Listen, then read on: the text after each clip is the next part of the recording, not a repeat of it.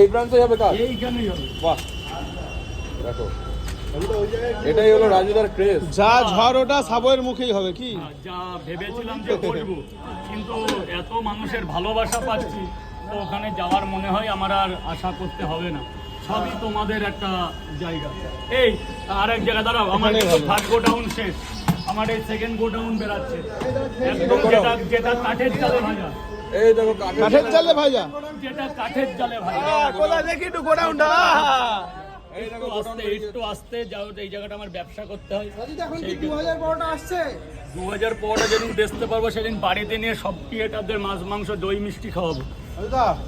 আমাকে একটা টক ডাল আর পাঁপড় ভাজা খাওয়ালে আমি সন্তুষ্ট। গরমের সময় কি খাওয়াবা? কি টক ডাল আর পাঁপড় ভাজা, তার সাথে একটু কাতলা মাছ। না, আমি না, গ্রামের মাছ- ছেলে মাছ- দাদা। মাছ আর আরে চিকেনটা আমার avoid অশোকনগর করি, বাড়ি, বুঝলে? আমার ভেড়ি এলাকায় বাড়ি। আমার বাড়ির ট্যাংরা মাছ খাবে তুমি মনে হবে যষ্টি মধু খাচ্ছ। বাহ, তবে যাবে ওই কি রে?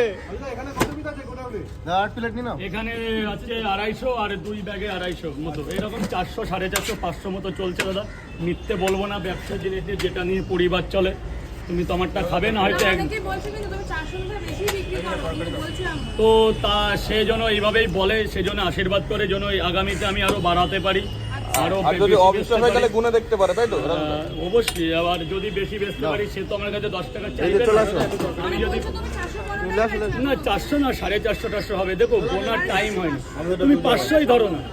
আর যারা বলছে 2000, স্যার আসুন, তাদের জন্য 2000 আমার স্বপ্নটা যেন পূরণ হয়। এই 2000 বিক্রি করতে পারলে যে 500 টাকা বাড়বে, এটা তো আপনি নেবেন না, এটা আমার পরিবারই নেবে, আমার পরিবারই এনজয় করতে পারবে, আমিও আর একটু ভালো জামা গেঞ্জি করতে পারবো। অতএব